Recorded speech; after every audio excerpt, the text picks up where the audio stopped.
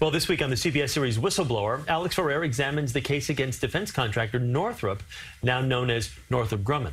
James Holzrichter discovered Northrop was overcharging the government for critical parts used in the military's most advanced aircraft. It was a case that took 17 years to resolve.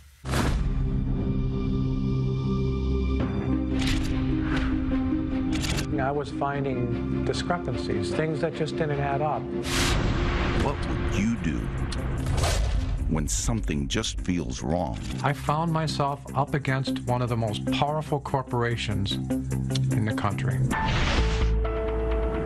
After Jim Holzrichter left the Coast Guard, he started his dream job at Northrop Corporation, one of the top military contractors in the world. And my job there was to track inventory that wound up in the B-1 bomber, the stealth bomber, as well as the F-15 fighter. Northrop is dealing with some of the top military secrets of our country. Yes. I came to believe that the company might be double or even triple billing for these expensive parts to the U.S. government. And this was adding up to the tune of millions of dollars. Jim decided to blow the whistle. He started working undercover with the feds. This was not just an ordinary fraud case. Frankly, it affected national security. Jim Holzrichter put everything on the line, including his family. My phones were tapped, and even my cars were tampered with. And I almost lost my life. I feared for him very much. I was very afraid. We wound up in a homeless shelter. The entire family goes through everything. The cost is so much.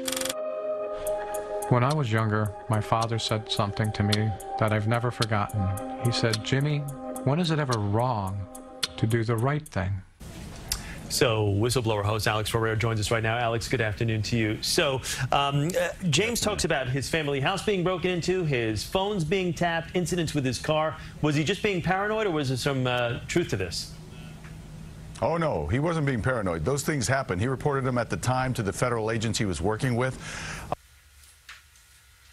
It was clearly a professional. I mean, the door was propped open with a coat hanger so there'd be quick access. Nothing was taken. The only thing the person did was go through the evidence that he had brought home that was implicating Northrop. His phones were tapped on 3 occasions. The federal agents had the house. They had the house swept repeatedly, but on 3 occasions they found wiretaps on his phone. His car, his kids' cars, his son and daughter's car, all had the lug nuts pulled back on the tire. The tire ended up falling off while they were driving. Jim will tell you, I don't know who did it. I have no proof who did it. I have no idea. And Northrop says they had nothing to do with any of that. But you can imagine what it's like, kids aged 3 to 17 growing up under that specter, pulling the blinds down every day when dad comes home because you're afraid someone's going to shoot him through the window. That's the fear they had, and that went on for 17 years. And Alex, why did it take 17 years to resolve this case? Well, first of all, it's a big corporation. You're dealing with one of the biggest military contractors in the world. They took on a scorched earth defense, and the Department of Justice hadn't joined the case, and so it was basically Jim and his private lawyers against this massive corporation, and it just dragged on. During the course of that time, he worked closely with the Defense Department to prove the fraud. It was just a massive, up to a $1.2 billion exposure if Northrop lost the case. So it was a huge deal. Alex Ferrer, thank you so much. And you can watch Whistleblower tomorrow night right here on CBS 2 at 8 o'clock.